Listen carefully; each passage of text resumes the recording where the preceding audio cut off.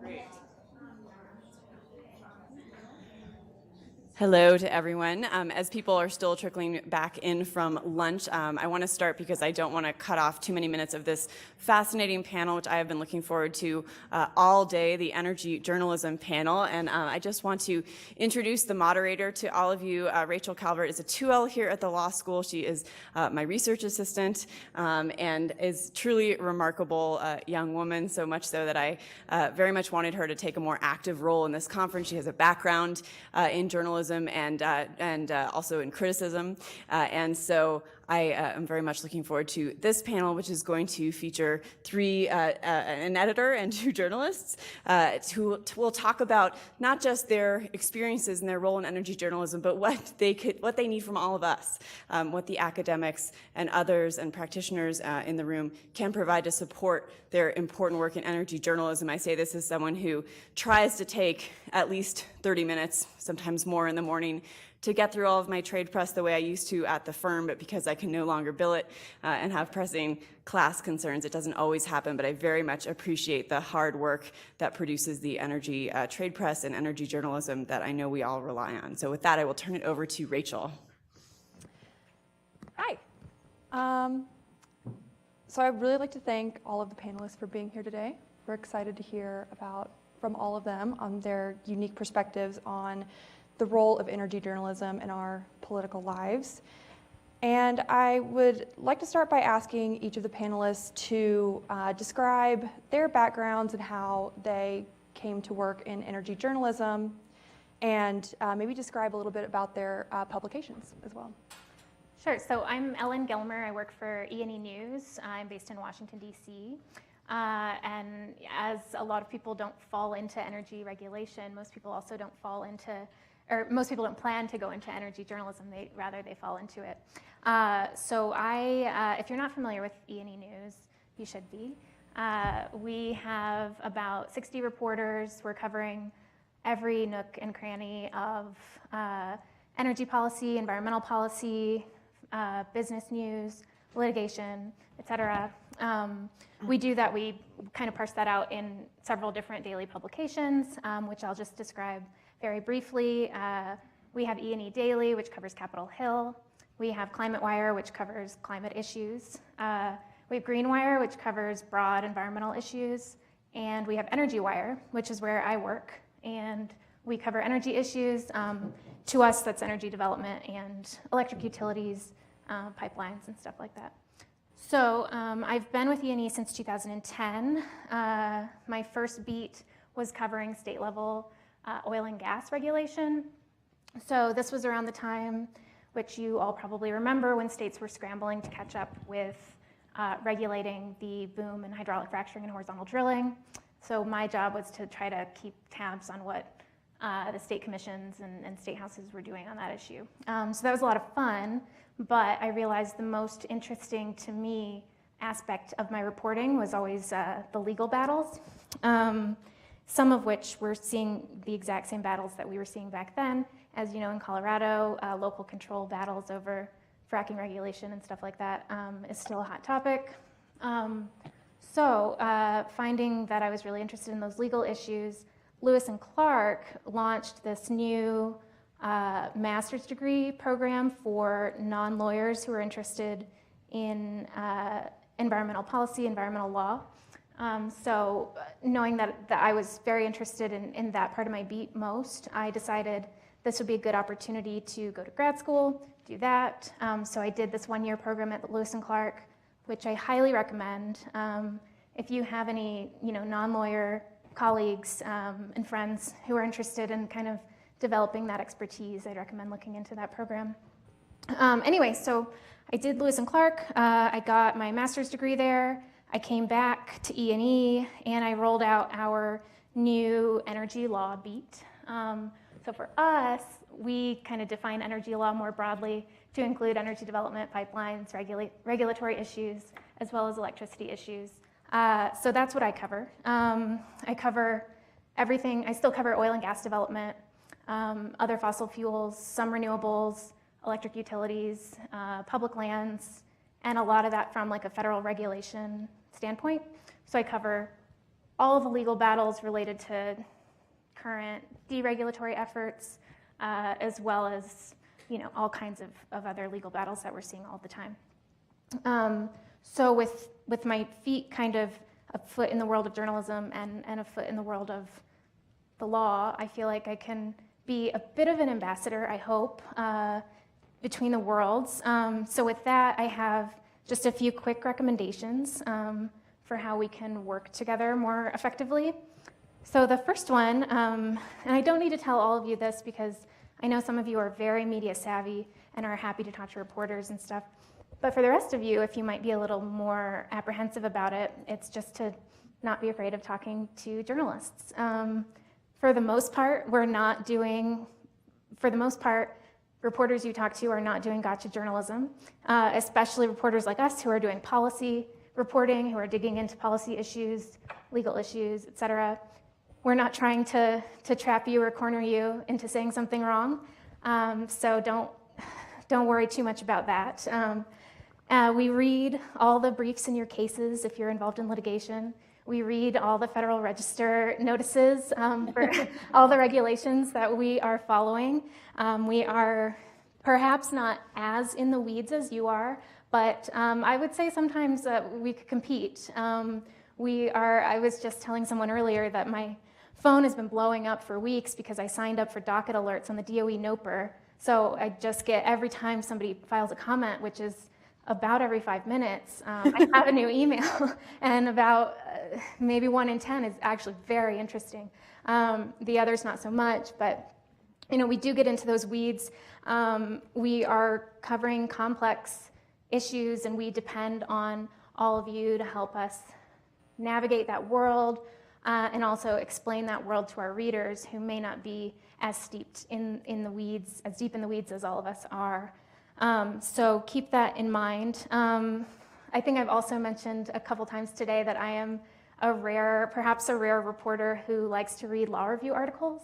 So if you are working on something interesting that you think is a fresh take on a current issue, don't be shy about letting a reporter know. I realize that for some people, self-promotion is uncomfortable, but it's really helpful because you have an important perspective to add to the conversation, and we'd like to include it. And sometimes, because this is a Women in Energy event, I'll note that a lot of times the people who get the most attention are the loudest voices on Twitter. And I would say that about, I'm just guessing, maybe 3 of 5 or maybe 4 of 5 of those loudest voices are men.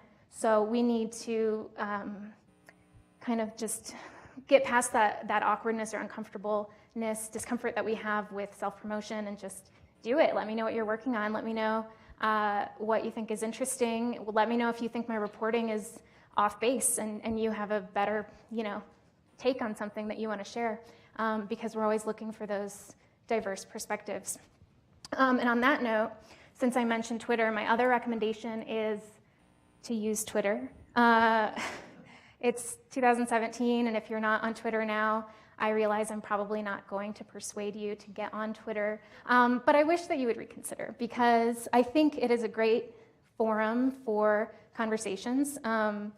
There's a lot of noise, but once you learn how to navigate it, and once you learn how to organize it, you can organize it into lists and stuff. I think you'll find that it's really a valuable place to get a diversity of views on, last Friday, those of you who cover or who follow FERC issues pretty closely know that FERC approved 2 pipelines, natural gas pipelines, on Friday, and Commissioner Cheryl LaFleur dissented, and she wrote this very interesting dissenting statement, and she talked about FERC's certificate policy statement and how she thinks it's time to maybe rethink how that policy works. Well, that's like a very specific issue that, there's a limited number of people who are really interested in that issue, and where you will find those people is on Twitter. So you will go into Twitter, and it's as if you've just walked into a room of the smartest people who care about a certificate policy statement, who have all of these, really passionate views about that, which is great, because it just, it makes the conversation so much richer and more dynamic, and it helps my reporting because I'm able to see what these diverse viewpoints are and what resources I might be able to use. On the other hand, for you as a Twitter user, it allows you an opportunity to familiarize yourself with journalists on Twitter and figure out those journalists that you feel comfortable working with, and maybe those that you don't feel comfortable working with, which is fine. So I think it's a great way to identify those people who are doing work that you think your perspective would be most helpful in.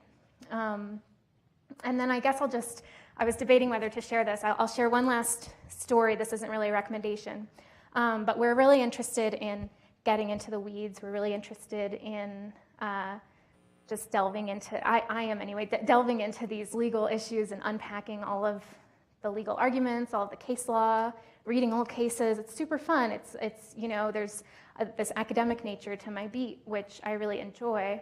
At the same time, we do really like people stories, and the human element of everything obviously is hugely important to tell that story.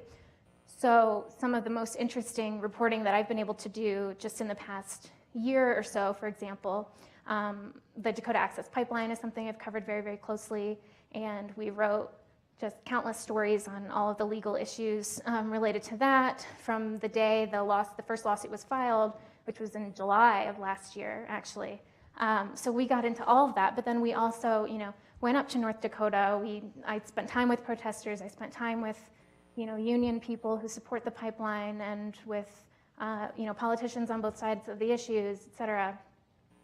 So those stories are important to us, and if you have connections to those people, or if you are those people who are experiencing the real-world impacts of policy or legal issues, we want to talk to you and know your story. And another more of a lighthearted kind of people story I've been covering the Clean Power Plan litigation since it started 2 years ago, or more than 3 years ago, I guess, if you count the lawsuits over the proposed rule. So I've been covering that forever, and that is just such a legal tangle of really complex and interesting, Clean Air Act and federalism and, other legal arguments in the case. So we dug into all of that, but also just to take kind of a step back and look at the humans involved. Right before oral arguments in the DC Circuit last year, they had just these epic oral arguments, 7 hours with one break. And before arguments, I reached out to everybody who was presenting oral argument that day. There were, I think, a dozen different attorneys who were arguing before the DC Circuit. And I just asked them, how do you prepare for a case like this huge case? How do you get ready for it? What are your, just study tricks? What do you have any good luck rituals? What do you eat for breakfast on the morning of oral arguments in a big case like this? And I got all of these, very serious, buttoned up, stressed out, lawyers handling this high stakes case to tell me what they were having for breakfast that morning. And it was, it was lighthearted, and it was fun, and it was interesting, and it all kind of reminds you of all the humans involved. So that, again, is not really a recommendation, except maybe just remember what you've had for breakfast in case I ask you about it someday. And that's it. Awesome. Well, definitely. I'm Kathy Proctor with the Denver Business Journal, and let me just reiterate for y'all, if you're going to be sending legal briefs, send them to Ellen. Yeah. If you want to tell me what's in them, give me a shout. And I work for the Denver Business Journal. Most people here are probably aware of it. We do focus in on the Denver business community. We have a circulation of about 15,000 people in the print edition, plus many, many thousands online. So as many publications these days are, we are multi-platform. When I started in the business years and years ago, we were print only. And now we are print. We are online. I have a newsletter that comes out every Tuesday. It's called Energy Inc. It's kind of a wrap of everything that we've done over the previous week. It's free. You can sign up for it. We've also done video. I'm on Twitter. We have a Facebook account. I have my private account. I have my professional account. And I cover energy in all of its forms. I cover oil and gas, wind and solar, pipelines, finance, policy, and government control. In addition to that, I do transportation, which here in Denver means fast tracks. So I can talk about the B line, which is not coming to Boulder anytime soon. Highways, the construction of the Central 70 project. And in addition to that, I kind of do natural resources. So that's water, wastewater, green infrastructure, that kind of stuff. And I'd have to say that one of the challenges of covering energy, the reason I got this job is that it was available, quite honestly. I've been a reporter for all my professional life. I really do not have any other skills other than chattering with people and putting it together in some semblance of order. I do not bartend. I can't wait tables. My children will be sent into the restaurant industry so that they do have a fallback. So I have learned my lesson there. And when I came to the Denver Business Journal, it was the job that was open. And I had come out of, at that time, I was working for the American Sheep Industry, Agriculture Trade Association, and I was writing stories for their monthly publication. And my boss, Neil Westergaard, the editor, will tell you that he decided to hire me because I went onto a kill floor for the sheep industry in Greeley and came out with a story and pictures. But I came out with a story about a new technology that they had just put into the plant to speed up everything on the processing side. And I was writing about what that meant for the company, what that meant for the industry. And he decided if I can actually put together that story, that I could probably figure out this whole energy thing. What I told him is that I could totally do energy because we'd just redone our kitchen, and I had a natural gas stove. So that was covered. I had driven to the interview, so oil and gas was covered. And when I flipped the switch, the lights came on, which I took credit for. So I figured I could probably do it. And it has been an amazing and challenging 17 years. I laughingly say that I'm on my second or third bust. Since the oil and gas industry is cyclical, I was here when the Piceance Basin over there on the western slope started, and everybody was trying to go Piceance,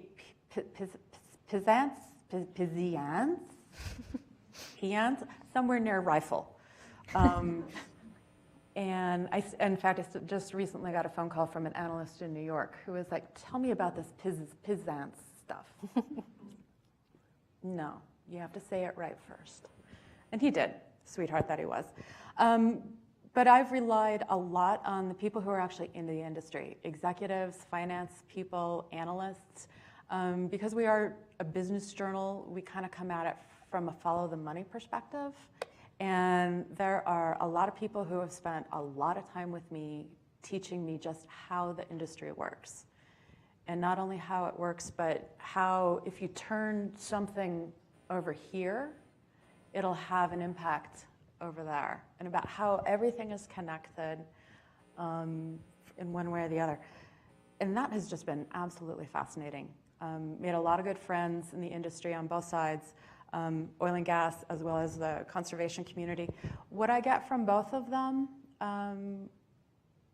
is I'm fair. And I will, if they call me, I'll pick up the phone. And if they talk to me, I will quote them accurately. Sometimes they don't like being quoted accurately, but through all of it, the reputation that I have in the community is one of fairness. And that actually goes back to everybody that I've worked with, lawyers included. I have a short list of lawyers who are on my call list for, this is a conversation that didn't happen, but this ruling just came down and it looks important and I don't know why. And they're like, this is a conversation that never happened. And it's important for the following reasons. Ding, ding, ding, ding, ding, ding, ding, ding, ding. I look really smart at the end of that conversation because I'm like, this is really important for the following reasons. According to experts in the field, which may or may not include me. And then you had also asked for an anecdote. I did, if you have one to share. I do, but it's not amusing. But I think it kind of goes to what happens in the industry these days. So, and this, we were talking about this. Firestone. Back in April, there was a house that exploded, and 2 people were killed, and a 3rd woman was grievously injured. The cause of that was from raw natural gas that was leaking from a well through a pipeline that everybody thought had been shut off and severed, but it went from the well over to the house, which is about 170 feet away, and it had been cut 6 feet from the foundations. A lot of people are probably familiar with that. I found out about that about a week, 10 days after the explosion, when an email came into the system. I happened to be sitting there. We were about 45 minutes away from deadline for our afternoon email that goes out at 3 o'clock. And I'm sitting there, not really doing anything. I didn't have a story I was working on. And I noticed an email was coming in from the top public relations person at Anadarko. I was like, oh, okay, wonder what they want. It takes our system just about 30 seconds to scan emails for viruses. And I came in, I hopped off of Facebook, probably, and popped up in the email, and it was just a quick note, hey, just wanted to make sure you saw this. Okay. Opened up the press release, and I'm sitting there and I'm looking at it. And I'm reading the first couple lines. And I'm like, does anybody know anything about a house that exploded a couple weeks in Firestone? Where's Firestone? Because I live on the south side of Denver. And then I read a couple, and somebody yells in the newsroom, oh yeah, some house exploded, a couple people died. Okay. I'm reading a little bit further. And then I'm like, oh my God, Anadarko's shutting down 3,000 wells. Heavy hearts, they're very sad. I don't know what happened, but it looks like they may have killed people. And everybody pitched in. I was on the phone with the company within about 2 minutes to find out what else they could tell me. I had an editor who was pulling background information on a incident we hadn't covered. We covered business. There was nothing businessy about a home explosion that I heard about on the radio as I'm on my commute home. So he was pulling pictures, he was pulling information, and we had a story that did go out in about 30 minutes that said, here's what happened. Anadarko is shutting down wells across northeastern Colorado. They're saying this with heavy hearts, and we don't know what's going on for sure because they were not admitting that they were it was like this weird disconnect. We're shutting down wells. In an abundance of caution. That's the phrase, in an abundance of caution. Why are you being cautious? I can't tell you about that. Well, why are you speaking with heavy hearts? I can't talk about that either. Well, you're doing it cautionary and with heavy hearts, so it sounds like you killed, and I remember the phrase, I was on the phone, it sounds like you killed people. I can't answer that question. I'm like, okay. And we were off and running, and we're still running on that one, and the ramifications of all that coming through. So that's not a particularly amusing anecdote, but it is indicative of what can happen in a newsroom when a massive news breaks. And I had a list of things that I needed to get through over the next couple days, which is, what does this mean for the state? What does this mean for the country? Now there's a federal investigation that's going on to see whether or not the circumstances in this particular case could potentially be replicated. And I have to say I'm a little proud that we managed to pull together a story story that we continue to follow that really started with, does anybody know about a house? But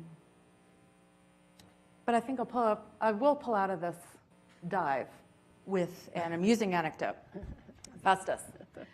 Vestas wind systems, they have 4 plants here in Colorado. They make wind turbines, they make blades, they make towers, and they are some of the most difficult people to work with because they are European and super secret. Everybody I know that's gone to work for them loves them. I love them too. Mostly I love them because they actually let me in their plant once, which is pretty difficult to do, and they let me touch a wind blade. They let me touch it. I think there was probably somebody behind this that she touched that one. But those things are beautiful and enormous, and up close, they can totally fill the sky. If you've ever, cruised through a wind farm, it's impressive. And I'm going to stop there. All right. Go for it. I think it's interesting that neither Ellen or Kathy mentioned what it's like covering energy as a woman, it's just kind of interesting because I think it's a different beat. It's a beat that I remember. I'm going to go this and then I'll go back a little bit of background. When I first began covering energy, myself and some of my reporters went to a CIRA conference in Houston, which is, what's the acronym? I don't remember what the acronym. Cambridge Energy. Yeah, Cambridge Energy Research Associates. Yes. It's like the biggest energy conference for the industry in the country. Hundreds and hundreds and hundreds of black-suited men. Yes. Really, and maybe some of you have been there, maybe a half dozen women, black-suited for the most part, and then some women journalists. It really struck me that, this is obviously, you all know that, this is a very male-dominated industry, and I think my reporters, I'm an editor, so I'm usually back at my desk. I don't go out and report that much.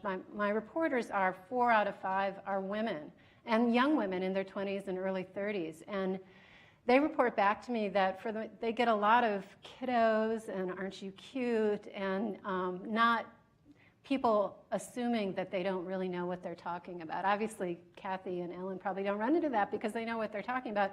And frankly, my reporters do know what they're talking about as well. But I think there's a moment in the beginning when they're interviewing people out in the field where there's an assumption that they don't know what they're talking about, which is just an interesting dynamic. And it means that we need to arm ourselves with a great deal of information, much more so than other beats, I think. You can go out on another beat and not really know what you're talking about and still get a good interview. I don't think you can on the energy beat.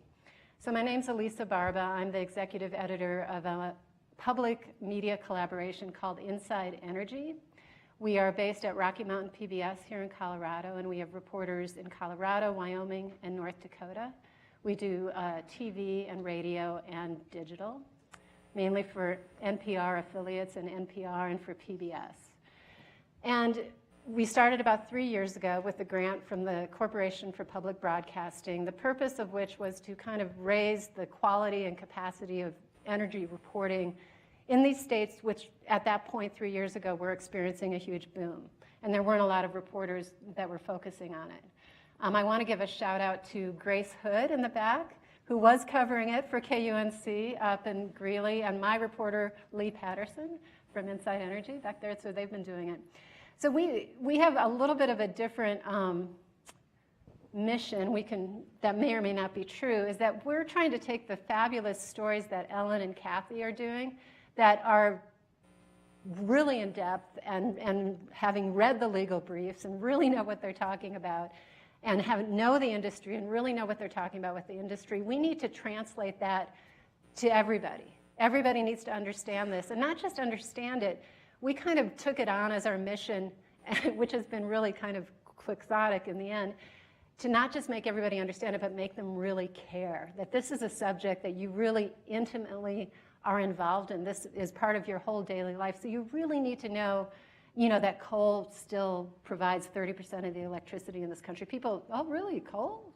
People don't know some of the most basics about energy. So our goal is to kind of bring energy reporting down to earth. We want to acknowledge the wonk, embrace the wonk. You've probably heard NPR stories where they'll say, okay, this is really wonky, because sometimes you can't avoid the wonk, so you put it out there and then you have to translate it. I don't think these guys have to translate it quite as much as we do, because we're radio.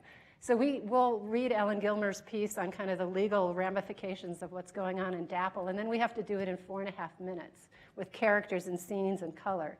So it's kind of a different challenge, but it's one that we've really enjoyed, and we want to continue doing it. So we're kind of morphing at this point from providing short little news pieces to PBS and to NPR to doing a podcast about energy and what it means to you. Again, trying to bring energy reporting down to earth, trying to tell the stories about energy, again, with the really huge goal, visionary goal of making everybody care about energy. Tough one, right? Mm-hmm. So my anecdote, again, as editor here, I went to a podcast conference, a women's podcast conference a couple weeks ago in LA. And it was basically 600 women, probably median age of about 25. You know, like these are like really hip, really cool women. And it was it was a little bit intimidating, I have to say. I was one of 5 people chosen to pitch my podcast to 600 women. And I went up there and pitched Inside Energy, a podcast about what powers everything, trying to bring energy down to earth. And I'm up there for 5 minutes doing my thing. And the panel, very hip New York, all super cool women, right? They just kind of looked at me and they're like, yeah, I know I ought to care about that, but I really don't. And the other podcast pitchers, like the woman who followed me was pitching a podcast about lesbian women of color called Bitch Face. So, what could I do? And we got back to the office and I was like, dang, if I had just called it Power Bitch, it'd be good. So covering energy, you have to learn a tremendous amount. I've only been doing it for about 3 years, came into it really not knowing very much at all, and have just become, we all call ourselves energy nerds now. We absolutely love it. It's absolutely fascinating. People often ask me, oh, you cover energy. You mean fracking? I'm like, yes. Oh, you mean climate change? Yes. And so like Kathy, we're not specified on a beat. We try to cover it all. And of course, the oil and gas industry thinks that we are too critical of them. The renewable industry says we don't cover them enough. We get nobody's happy with what we do, but we're trying to, I shouldn't say do it all, we're only 5 of us. We're trying to do the stories that are most critical and most interesting, that have people at the center, that also can be connected. If you don't live in Colorado, why should you care about a house blowing up because of a gas line? Well, you should care because your stove runs on natural gas. You should care because we're all part of this integrated system. So that's what we're trying to do. As an editor, different from a reporter, I kind of have to have an encyclopedic knowledge of everything that's going on, and every story that's ever been written, and everything that's ever been on the air, so that we don't do the same story over and over again. I think if you've been covering this beat for a while, and there's booms and busts, and I just had a reporter pitch me a story from Wyoming saying, why hasn't Wyoming diversified beyond coal? It's the oldest story that's ever been told. Maybe it sounds interesting, maybe there's a new way to do it, but you kind of have to know what's been done, what's new, and what's happening. So I will leave it at that. Thank you. I would definitely subscribe to Power Bitch for sure. If that gets off the ground. Okay. What about if we just called it Inside Energy? Not so much. I know. Well, now that I know what it is, I'll definitely Inside Energy, comma, Power Bitch. Power Bitch. Subhead. Power Bitches. So you all described very different intended audiences for your publications. So I was wondering, given the role that journalism, the fourth estate, plays in a healthy democracy, if you could describe a little bit how you see your intended audience using your reporting, how your reporting in that way might be shaping or driving energy regulation, law, policy. So our readers range from people on Capitol Hill, policymakers in Washington and the states, global climate negotiation type people, to the oil and gas industry, to environmental NGOs, to academia. And we see our role as helping everybody, all of those people, navigate basically what they're doing for their jobs. So we're helping them not just get ready for their workday, but we're helping to give them the information they need to make decisions. Presumably, and hopefully we're not their only resource, but we are one of them. And we, I think our focus is on trying to include those kind of diverse viewpoints among people who work in that world, so that decision makers know what to do. Sometimes I know advocates will read us to try to get a sense of what the other side's legal strategy is. I know industry will read us to try to get a sense of what advocates' legal strategy is. So I think that we provide kind of that in-depth information that they need to make those decisions. Yeah, at the Denver Business Journal, it's kind of in the headline. Our readers are pretty much in the business community, and I'd say business and political leadership for the city and the state. Those are the people that read us, and with our stories, we kind of try to connect. We try and cover, this is what's happening in the sector. You can use this information to meet new people, to make investments or not make investments, and also, the hot new gizmo. I love startup companies that have hot new gizmos that can change things in the future. And what I see our role being is connecting a very wide community together so that they can read about who's the up-and-comer, who's the older person who has been there, done that, seen it all, got the t-shirt, got 3 t-shirts. And also, what are the ramifications of policy and finance? If a bank does this, what does that mean? If a policy does this, what does that mean? Well, I think I talked about it a little bit, that we're trying to, reach out to people who don't know anything about energy and who don't think about energy and haven't thought about energy, and we really want that light bulb, so to speak, pun intended, to go off in their head. It's like, whoa, this matters to me. I think also, as you all know, energy is going through a tremendous, huge transformation, whether it be from fossil fuels to renewables or the modernization of the grid, the way we think about it. So many huge things that I don't think the general public is aware of, and that you can't be aware of when you just hear one story. So the other way we try to think about it is to try to step back and to tell a series of stories. We did a series of stories 3 years ago called the Solar Challenge, which talked about the disruptive capabilities of distributed energy, something you guys all know about and have been talking about for 10, 20 years probably.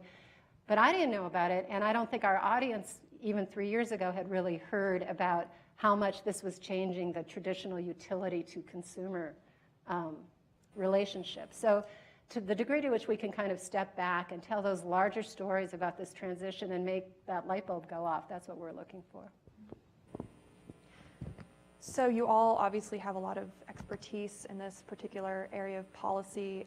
Given your goals for your work and your readership, how do you see yourself as maybe providing a forum for stakeholders to voice their positions in your reporting versus inflecting your pieces with your own expertise and driving that conversation forward?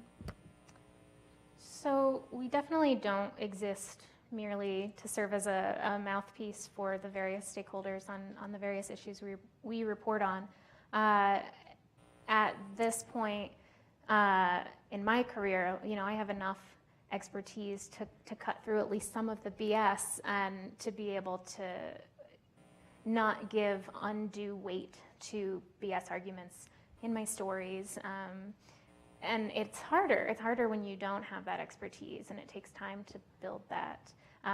So it just becomes a matter of preparation and time and experience, but that's certainly something that we value. We put a high value on folks who we hire who already have some of that experience, because it's so important in helping to navigate through these policy issues where, two compelling sides might seem equally compelling, but one might be relying on data that's being misrepresented or what have you. Yeah, I'd have to go with Ellen on this. I mean, there's a place for an unfiltered viewpoint. It's called the opinion pages, op-eds, or letters to the editor. And that is clearly defined as these are your opinions and this is what you believe, and that's where that stuff belongs. I think in the news area, I think there's an obligation. There's also an expectation that you do have some kind of level of expertise so that you can filter out the noise that you were talking about on Twitter. Filter out the noise and focus in on what is important, and give weight to a lot of diverse opinions, but also know when this opinion is not based in fact. And then oftentimes that even spins into its own story. Where this is a belief. This is what the others say. This is how that belief is manifesting itself. One thing that's interesting in terms of like just technical know-how, I've heard the oil and gas industry say, nobody understands us. Nobody understands us. We're so technical and we're all engineers and nobody understands us. And I've heard that forever. And I actually went through our archives and I found the first mention of fracking. And it didn't actually, there was a mention back in 2003, and then it started popping again in 07, 08, 09, and then it like just really blew up during this last boom. And in the early stories, there's a phrase that is hydraulic fracturing, comma, also known as fracking, F-R-A-C''C-I-N-G, comma, also known as F-R-A-C-K-I-N-G, fracking. And there was this entire phrase for this brand new technology that everybody was talking about was going to change the way that they got oil and gas out of the ground. And I had an editor who just lost it one day and was like, I am not going to let you say hydraulic fracturing, fracking, F-R-A-C-C-I-N-G, F-R-A-C-K-I-N-G. You have to pick. I'm like, I'm not going to pick because the technical experts say it's F-R-A-C''C-I-N-G. And he's like, well, we have to pick. So we picked. We went to the Google. We went and we looked at the New York Times. We went to the Washington Post. We went to the Wall Street Journal. Well, as it turns out, the mainstream media at that point had decided that hydraulic fracturing, technically known as F-R-A-C'', for God's sake, don't forget the apostrophe, C-I-N-G, was actually fracking, F-R-A-C-K-I-N-G. So that's what we went forward with. About the same time in this industry known as journalism, where they were starting to put forward their reporters as actual people who could blog and share their viewpoints and insights. So I blogged about, we have chosen a spelling for a technical thing. Here's the technical thing, here's what it means, da da da. And we have chosen fracking, F-R-A-C-K-I-N-G. I got more blowback on that single article than I have ever received in my entire career. I was called stupid by a large number of people. They were men. Actually, but I did have a woman, and this goes to how it's interesting how things come around. Nobody understands this because nobody understands what fracking is. So we adopt fracking. We put it into the mainstream. We spell it in a different way. And a couple years ago, I actually got an email from a woman down in Houston who said, "Hi, Kathy, I've read your stuff and you seem like you know what you're talking about. However, I noticed that you have spelled fracking with a K. Typically, this means that you don't know what you're talking about and you are hostile to the entire oil and gas industry." Which I found extremely interesting because we've gone from nobody understands me to quit using that word in that way to if you use that word that way, which is not what the super insiders say it should be spelled as, then you are, again, another, I think I just killed it. No, it's back. Then you must have a certain viewpoint. So we all walk a fine line of knowing what we're talking about, conveying it in a way that is understandable to a lot of people, and we get criticized on both sides of it for knowing what we're talking about, but not knowing enough what we're talking about. It's a fine line to walk, and we just do the best that we can. I think our job as reporters who cover a certain beat is to be able to hear what the stakeholders say and then tell what's really going on. I mean, that's what our listeners want to know. That's why we develop an expertise in the field so that we can separate the fake news from the real news. Speaking of fake news, is there any particularly entrenched idea in energy policy that is your pet peeve that you would like to see maybe dislodged? Do you see any myths out there in the mainstream media? I got two, actually. Sure. I got two, and they're kind of related. I would like to see it dismissed that subsidies are bad.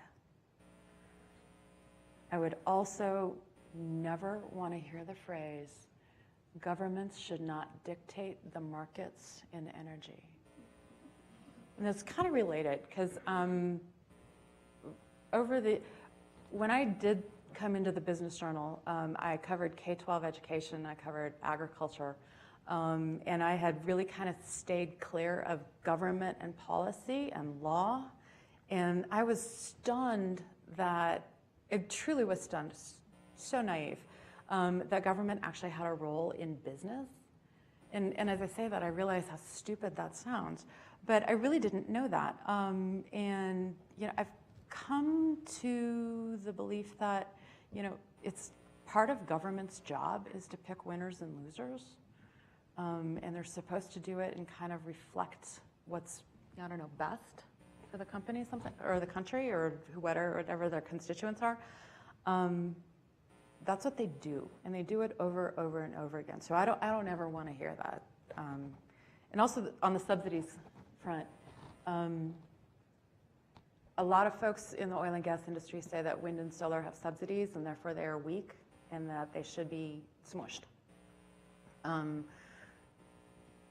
My favorite line, it came from a solar guy, was, we're totally willing to get off of the subsidies for wind and solar just as soon as the oil and gas industry gets off their subsidies. But they've had a 100-year head start. So we figure that we're looking at 100 years of our own. Subsidies is kind of a raw nerve, and it's a buzzword. But everybody gets a subsidy. And so I think if we can actually come to an agreement that there is that subsidies are just a method of the government picking what it wants to do, a path that it wants to go, I'd be fine with that. I don't know. I had a tough time with that question when you posed it, because I think that there's such polarized positions in this country at this point. Is climate change human-induced or is it not? I think that there's a lot of entrenched ideas depending upon which side you come from. And that is part of the difficult dance that we walk, I think, where we have to certainly present different sides in any given argument, where they may have completely different entrenched ideas about what's right and what's wrong. So I just think there are a lot of entrenched ideas in the groundwater, which is kind of a mixed metaphor, but I think that it's our job to recognize where those are and, again, find a middle path between them. I'm not going to give a detailed answer, just that there is a misperception that any new administration at the federal or the state level, but I'm going to focus on the federal level, can come in and just reverse everything like that. And as we know, and as we're seeing, those processes take much longer to play out, and they won't all necessarily reach the goals that any administration has set out. There are some things that this administration has done and that the previous administration had done that had more immediate effects. For example, a coal leasing moratorium, federal coal leasing moratorium. The Obama administration said, on this day, we're going to freeze federal coal leasing. Well, it doesn't matter because industry is not that interested right now anyway, but that was an action that was taken right then. And when this administration began, it was able to lift that immediately with the snap of a finger, with the stroke of a pen. So there are a few examples like that, but generally speaking, it all takes a lot longer, and there are market forces that tend to be a bit more powerful. But at the same time, you lift the coal leasing moratorium, and there's no new coal leases. Right, there hasn't been an Right, option. so it hasn't really changed what's going on the ground. So I think a lot of commentators examining our current political moment since last November have pointed to a skepticism on the part of the electorate in institutions, technical expertise, and strong government regulation. And I was wondering if you find yourself implicitly or explicitly negotiating those viewpoints, whether you see them in maybe your sources or reactions to your articles, and how you react to those. I mean, I talk to a lot of advocates, particularly in the environmental community, who have lost faith in a lot of institutions. I found Commissioner Edwards' comments about how little utility commissioners like to read really disheartening and probably support the lack of trust that many have in some institutions on that subject anyway. So we definitely run into it. I'm not sure I'm answering the question, except to say that sometimes it's frustrating because instead of giving a thoughtful response on a policy issue, you know, an advocate who has lost faith in an institution will just say, I don't trust anything, any policy they come out with. I don't trust any regulation they finalize. It's all nonsense because it was based on a flawed process. And that's kind of a problem too, because it's just a lot less productive way to move forward on anything. Yeah, I was thinking about that. I think that, you know, the other thing about the current moment that we're in is I think that environmentalist organizations are also just as noisy and as loud as the administration. I mean, every time, you know, something comes down from the Trump administration, you'll get, you know, 15 emails from the NRDC and from Wild Earth Guardians and everybody. So there's a lot of activity on the other side as well, kind of, you know, pushing back. It doesn't, I don't think it informs necessarily our coverage, because I think we see that for what it is, but there's kind of a push and pull that goes on, and everybody is equally noisy in all of this. And what, you know, it's a lot of noise, and who knows in the end, you know, where the chips are going to fall. And that's kind of, I think, the moment that we're at in terms of environmental law and in terms of a lot of, I mean, Ellen, I don't know if you agree with me, energy policy, there's been a lot of noise, but not a lot of impact as of yet on the ground. And that's not to say that in 6 months or in a year or in 2 years, we're not going to see a real difference on the way things are regulated on the ground. But there's a lot of litigation, there's a lot of pushback, and as of now, it's sound and fury signifying not a whole lot. I'd have to agree with that. I over the last year, I've actually lost track of the number of rules that were forward and then rolled back, and which ones were in litigation. They're all in litigation. They're all in, you know, that's easy to say. And what it actually means on the ground. And I'm thinking, keep trying to do that story, and there's no story there yet. And I'm thinking specifically of the Blm Methane Regulations, which are, you know, aimed at cutting down on methane leaks from oil and gas facilities out in the field, which was in place, then it wasn't in place, and then it was rolled back, and it was litigated, and I can't read wherever it is right now. But here in Colorado, we were the model for the federal regulations. We put them in place a couple of years ago. So, you know, for the first round of stories, when it was all brand new and fresh, that people were fighting and they were rolling back, and I was writing stories about what was going to happen with the federal regulations, I always had a paragraph in the story that says, even if the federal regulations are rolled back, Colorado's regulations will be intact, because in Colorado, you need a state permit in order to drill on either state land or federal land. And I wrote that story like 4 or 5 times. And then I finally was like, you know what? Call me when you're finished. Because it's, like you said, Alicia, it's sound and fury. And there's not a lot of movement on either side. We saw this during the Obama administration. We're seeing it again in the Trump administration, that it'll take forever to actually work forward, at least at the federal level. The states can move faster, the locals can move even faster than that on a number of issues. And unfortunately, I think readers get a little fatigued by the administrative and legal ping pong on these issues, which is too bad because I find it fascinating. But it can be difficult to explain, especially with the methane regulations from both BLM and EPA, the levels of the rule being finalized, the proposed rollback, the immediate rollback, which was overturned by a court, and all of that ping pong people just have trouble keeping up with, even people who work in that field. Good way to combat news cycle fatigue, I have found, is to be on Twitter. Man, are those journalists funny. Well, I think now might be a good time to open the floor up to audience questions. And if a student has a question, that would be great.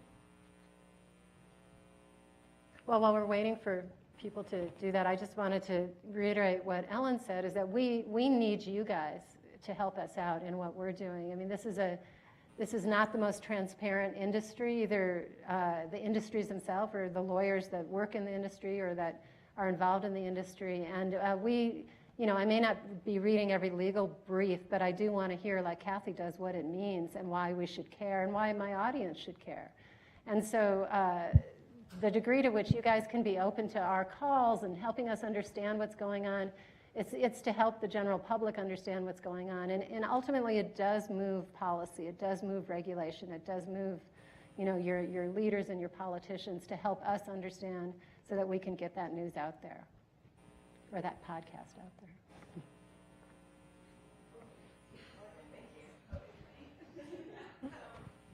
So I thought it was really interesting what you were saying about, thank you, about these like young 25-year-old women in New York who don't really care very much about energy. And at least in my generation, I'm a 25-year-old woman from New York. Curious, a lot of my friends and the people that when I go home and see, just are fatigued, and they say, I don't pay attention. I can't read it. It's too exhausting. It's too upsetting. And I'm curious, like, what you would recommend as a good response to that, to like other women my age, and to get them interested and care. So something that I think has become interesting in recent years, and also kind of excessive, but are newsletters and tip sheets, which almost every news organization has something like that. And Denver Business Journal has a great one, and a lot of other, we do daily long in-depth stories, so we don't really do a tip sheet, but a lot of other news organizations do, and it is a quick way to familiarize yourself with the issues. It's not a deep dive and doesn't substitute for a deep dive, but I think that is a helpful way for people who are short on time and generally emotionally and mentally fatigued to at least engage a little in those issues that matter. Inside Energy has a tip sheet or a newsletter you can subscribe. I think also, I don't know if you listen to podcasts, The Daily is really awesome from the New York Times, and they often cover energy and stuff. Axios is a newsletter. They have one on, it's called Generate, I believe, Amy Harder of the Wall Street Journal, which is a really quick read, very succinct, very interesting way of just kind of keeping up on energy stuff. I will say, after my my pitch of non-power bitch Inside Energy, I had a lot of young women come up to me afterwards and say, I would really listen to that. So I think it's a misnomer. That conference was all about, bitch face. But, I think there is an audience out there that is really interested and really concerned about climate change and wants to know what's going on and what it means to them. So for us, it's to tell really compelling stories and to turn people on.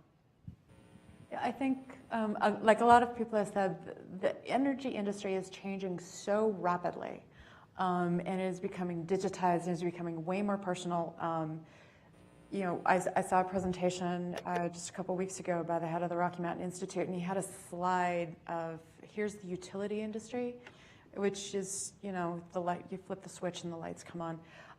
But the controls that we have seen in the Uber and the Lyft, and how can you actually get places, transportation as a service, it's coming to the energy industry.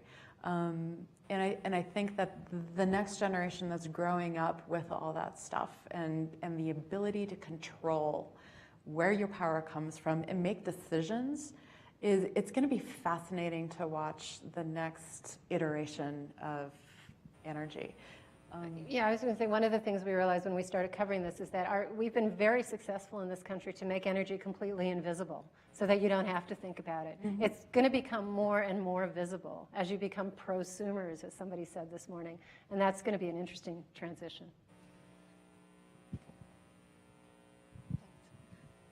Thanks. This was a really interesting discussion. I have a question about communicating with politicians regarding climate change in particular. And at the beginning of this administration, there were different interviews with different officials in which the reporters interviewing them asked, "Do you believe in climate change?" as though it's a religion, as opposed to something factual. And then a couple of months later, Vox had a very interesting interview with somebody involving one of the healthcare bills, in which he said, "Can you explain to me how this works?" And it got all sorts of big headlines because it turned out that the politician had not even read the bill, so therefore could not explain how it works. And I'm wondering, how can the media bring those questions to the politicians to get them to try to explain, for example, the science of climate change, and maybe pop open the lid on some of the myths that might be out there? Well, I think it's a matter of asking those Vox-style questions, which are great questions to ask, and I think a lot of us are doing that.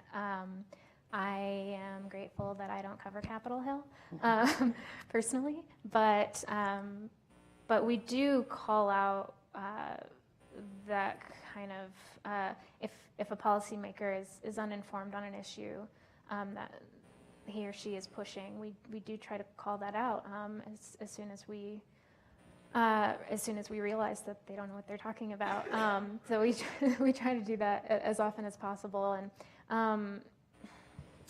it is a greater problem though, because not every newsroom has the resources to really be pushing those they're interviewing. They might be running onto Capitol Hill or State House steps to grab a quote before they have to run back and file 5 stories about that issue plus 3 others, and it's problematic, and newsrooms are still figuring out how to be effective, and I just don't think we have a silver bullet for that yet, but I think we've seen a lot of innovation in newsrooms, and especially like Inside Energy does all these great partnerships, and newsrooms are experimenting with funding models, and that doesn't get to your question exactly, but it just it's trying to solve that resource issue, because it's not because reporters don't care or are looking to just repeat whatever the policymaker says on any issue. It's not that they're not trying to be dogged, it's just that a lot of times they have very limited resources to work with. Follow up maybe to the rest of you. Do you find a little bit that the video media sometimes interferes with the messages that are a little bit more nuanced and sophisticated, and maybe trample the reporting that you're doing? You mean when we're doing TV stories? Is it more difficult to get an honest answer? Is that your question? Or if you're an expert, I hate microphones. If you're an expert in an area, so I mean, you're all working in niche, but areas that require a great deal of expertise, do you find that the more general news services, and especially those that are on TV, end up maybe Simplifying things so much. too much so that it makes your reporting harder? Yes. It's my firm opinion that cable news shouldn't be included in the same kind of umbrella as the rest of journalism, because I think, and it's not only cable news that offends on this issue, and there are certainly offenders within other parts of journalism, but I think that when there's bad journalism happening, it undercuts what all of the rest of us are doing. It's very frustrating. And I think that there's there's different mediums, and there's different timelines on the mediums. I think Grace was telling me that she had to file a story this week, and she was spending a week on a story. Sometimes I'm spending 2 or 3 weeks trying to figure out a story. So, and I have the luxury of going to the editors to say, hey, guess what? I just filed 80 inches of copy. And they're like, oh, really? And that 80 inches of copy gets put in the paper, and then it gets put into a 140-character tweet. So the medium often dictates how much information gets out there. But I think all of the reporters media-wide in general have an obligation to really stick with those really simple questions like Vox that you referenced. You know, how does this work? You know, who, what, who, help me here. Who, what, where, how, why. Who, what, when, where, why, how. And if you can answer those questions or get somebody to answer those questions, and it's not just the policymakers, you see it in the grassroots organizations, you see it in the business people, you see it in the trade groups. You know, everybody has 140 characters or their elevator pitch, but if you have the time as a reporter, if you have the resources to dig underneath that, then the stories are better. And one ray of hope on that issue is that I think the news organizations that don't have time to dig into the issues deeply enough are getting wise to those of us who do, and they're linking to us, so that's a start. And you know, just going back to the woman reporter thing, I mean, I think you have to approach these stories knowing everything that you need to know about them before you go in. But it's also useful to say, can you explain that to me? I don't get that, you know, and you keep pushing as if you don't know what you're talking about, and then they end up mansplaining, and you end up with a good quote. I like it. I had a question, which is that I think one of the reasons why the whole net metering debate got so much attention and mind space kind of was that it was a super clear narrative. It was like rooftop solar versus utilities, deathmatch, who will win? And it's a nice kind of, I see the graphic. Combative thing, right?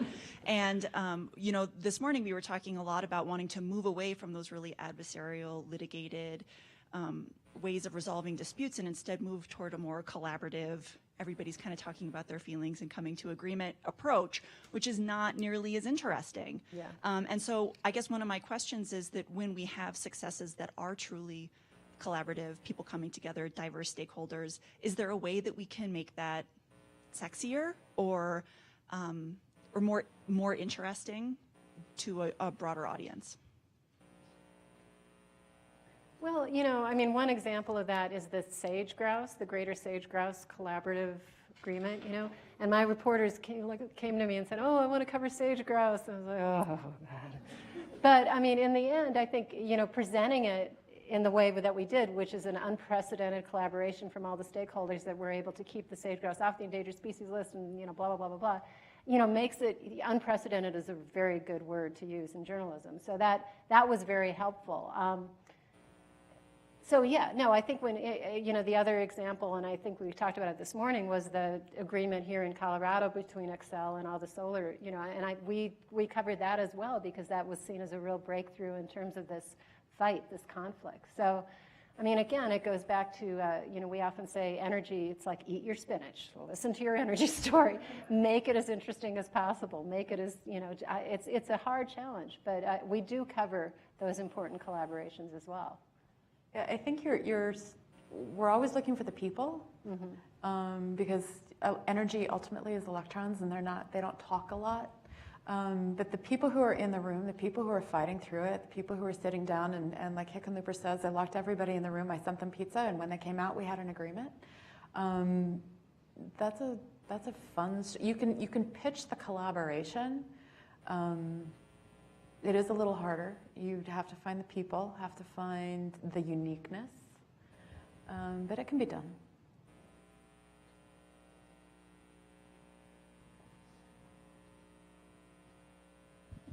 Thank you. So I hate to use the term fake news, but I'm just going to use it so everyone sort of knows the context that I want to invoke here.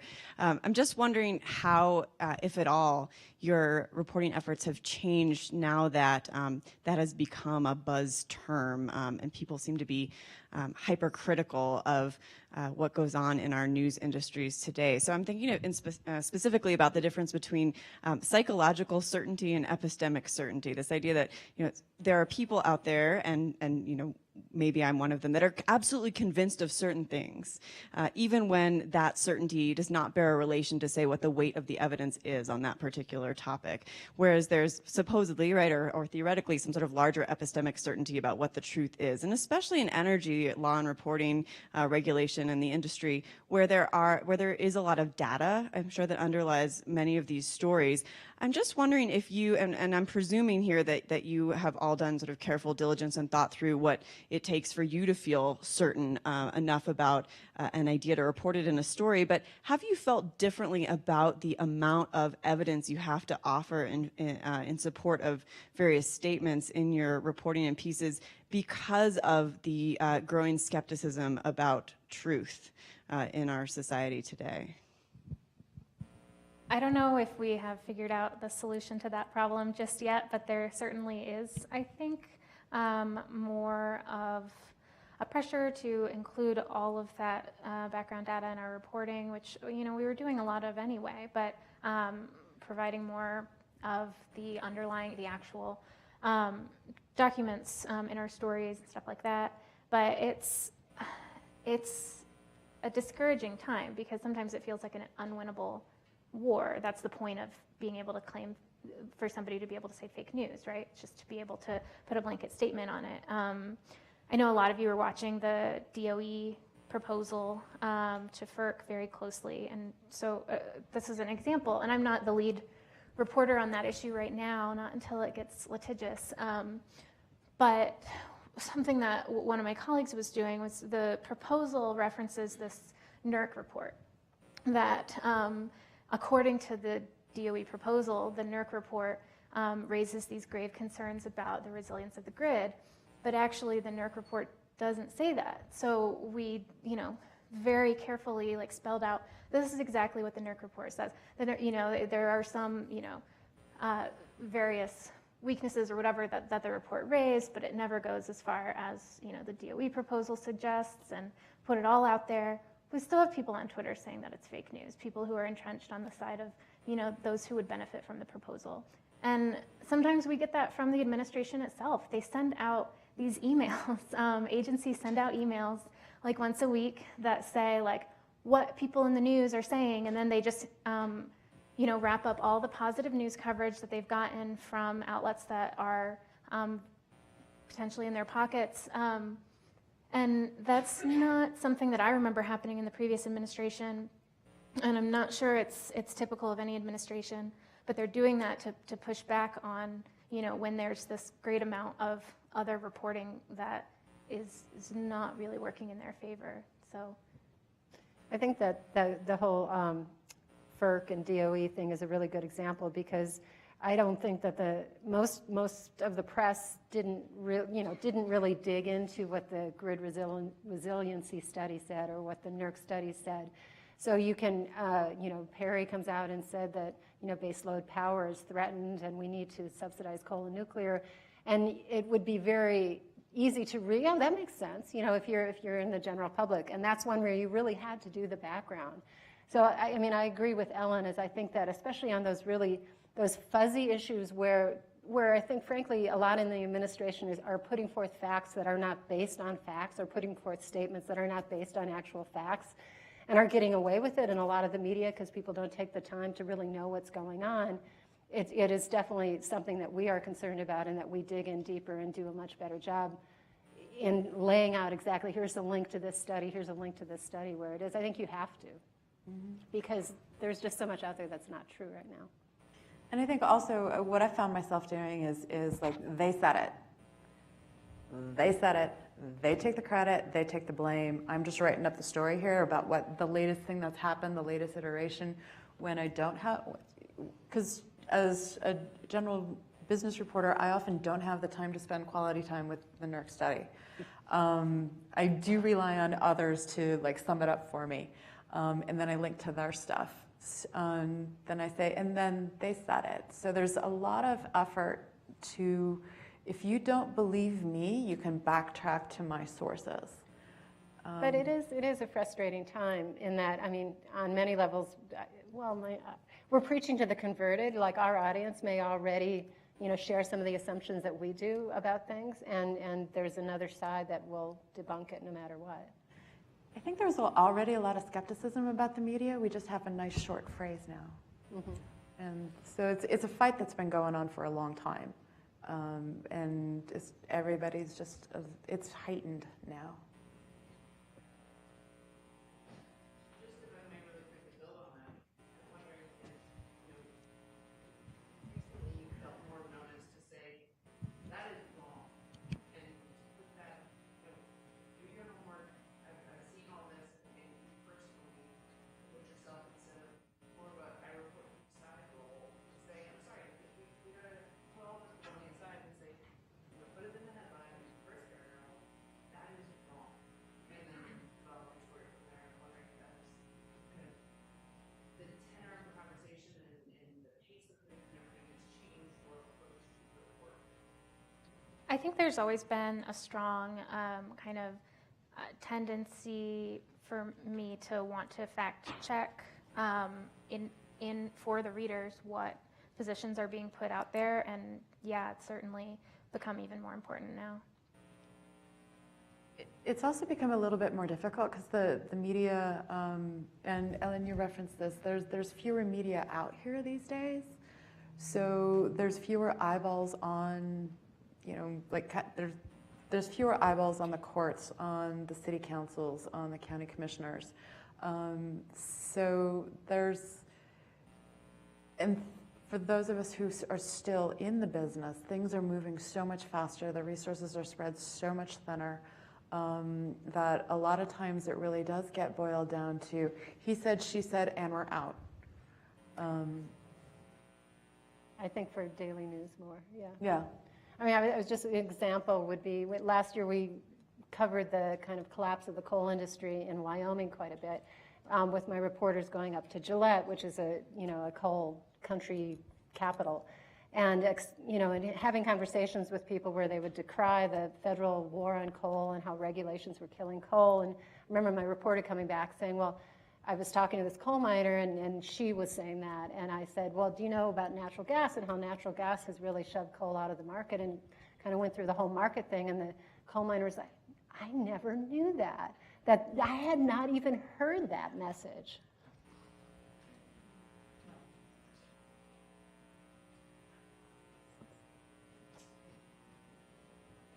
If there are other questions, I think this might be a good opportunity to thank our panelists and move over to a brief break.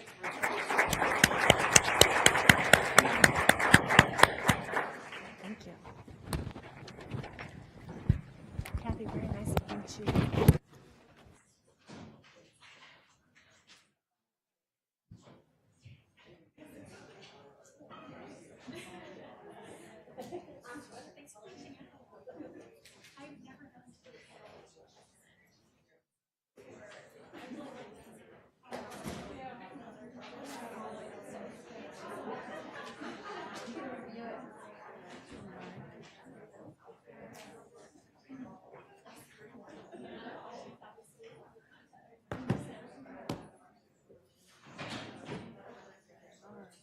Last but not least. What's that? Last but not Yeah. least. Whoever's here.